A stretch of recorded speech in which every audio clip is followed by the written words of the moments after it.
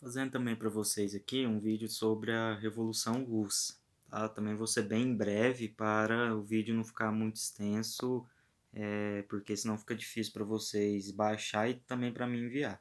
Então a Revolução Russa, o próprio nome já fala, né? O nome Revolução é quando a gente trata que houve uma grande mudança em alguma esfera, que no caso é principalmente na esfera política.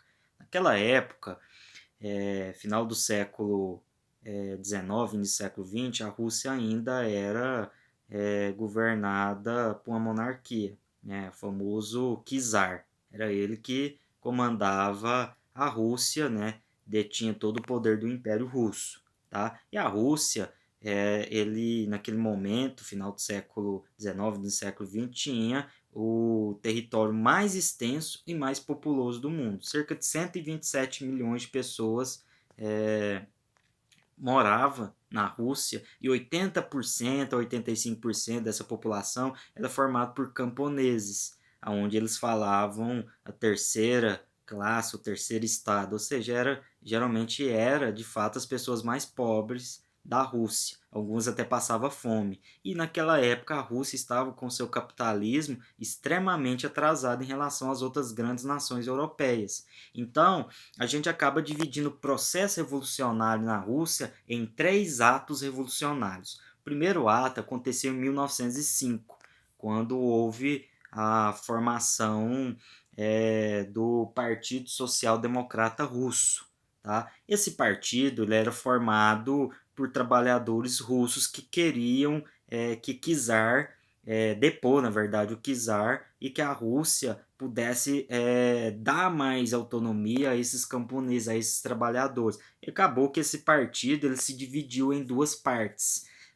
Mencheviques, que era a minoria, tá? E os bolcheviques, que era a maioria. Tá? E a gente vai notar que, principalmente os bolcheviques, vai ter a figura do Vladimir Lenin, um dos grandes nomes da Revolução Russa. E ele tinha um grande parceiro que era o Trotsky, que até vai ser é, o líder do seu exército vermelho na guerra civil que vai ter mais na frente. Então Vladimir Lenin ele acaba se transformando num grande nome desse processo da Revolução Russa. Acabou que esse primeiro ato, lá em 1905, ainda não vai de fato conduzir à deposição de czar, mas já vai ser o primeiro passo, né, o passo inicial para lá na frente depor o czar. Qual que vai ser o estupim? A gente pode citar vários motivos, mas eu vou citar até para ser mais breve com vocês, eu já vou direto para o estupim. Qual que vai ser o estupim que vai levar de fato à Revolução Russa? Vai ser a entrada da Rússia na Primeira Guerra Mundial do lado da Tríplice Entente, ou seja, do lado da Inglaterra e da França.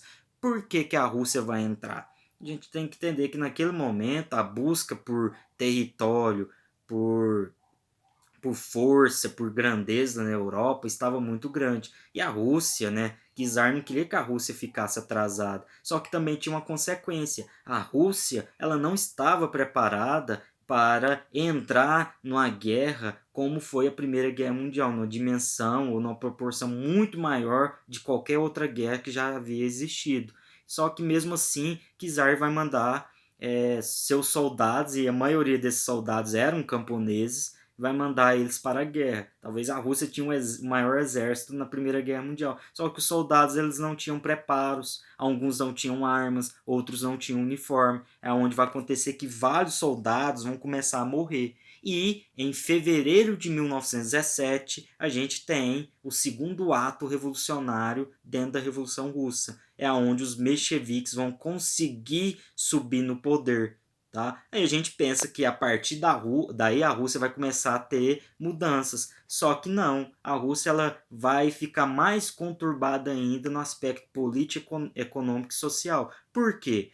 Porque o propósito da maioria da população era retirar a Rússia da Primeira Guerra Mundial. E os mencheviques, que eram minoria dentro daquela divisão do Partido dos Trabalhadores, eles não vão tirar a Rússia da Primeira Guerra Mundial, porque eles achavam que tirar a Rússia naquele momento era grande prejuízo, tá? Então acaba que os bolcheviques, liderados por Vladimir Lenin, vai começar a pressionar muito. E em outubro de 1917 a gente tem o terceiro e último ato da Revolução Russa, é onde os bolcheviques vão dar um golpe, vão subir ao poder, liderados por Vladimir Lenin, e aí sim, Vladimir Lenin vai fazer o que a maioria da população queria, tirar a Rússia da Primeira Guerra Mundial. É óbvio que a retirada da Rússia da Primeira Guerra Mundial vai trazer mais consequências e, obviamente, mais prejuízo econômico para a Rússia. Até porque a Rússia vai ter que entregar terras para o Império Alemão. Então, assim, vai ser vários fatores que vai acontecer. Mas era o que a maioria da população queria. Tá? E a partir daí, Vladimir Lenin ele começa a colocar em desenvolvimento na Rússia o famoso comunismo. É óbvio que no início ele vai utilizar algumas ideias capitalistas na sua forma de governo até conseguir reerguer a Rússia, mas a base econômica e política do seu governo vai ser o comunismo. É onde ele vai criar a famosa NEP, Nova Política Econômica, e a NEP ela vai conseguir começar a resgatar a economia da Rússia naquele momento. E dentro desses conceitos da NEP, na nova política econômica, Vladimir Lenin ele vai transformar a Rússia, ou vai colocar a Rússia para se aliar a vários outros países comunistas. É onde vai se formar a União das Repúblicas Socialistas Soviéticas. A famosa União Soviética a gente vai ver mais na frente na Segunda Guerra Mundial. Então acaba que a Rússia, transformando em União Soviética, ela passa a ter uma força maior, uma expressão maior no continente europeu. Tá? E, obviamente, anos depois, 1924, haverá a morte do Vladimir Lenin e Trotsky e Joseph Stalin vai disputar o poder da União Soviética. É óbvio que o Joseph Stalin, ele tinha tudo, o Joseph Stalin não, o Trotsky, ele tinha tudo para subir no poder da União Soviética, até porque era o braço direito de Vladimir Lenin. Ele liderou o Exército Vermelho na Guerra Civil contra o Exército Branco, logo depois do ato revolucionário de 1917. Né? E acabou que essa Guerra Civil durou alguns anos, trouxe também um prejuízo econômico ainda mais para a Rússia, mas acabou com o Exército Vermelho liderado por Trotsky venceu. Tá? Só que Joseph Stalin vai conseguir dar uma rasteira em Trotsky e vai subir ao poder da União Soviética. A partir daí, a gente começa o famoso stalinismo na União Soviética.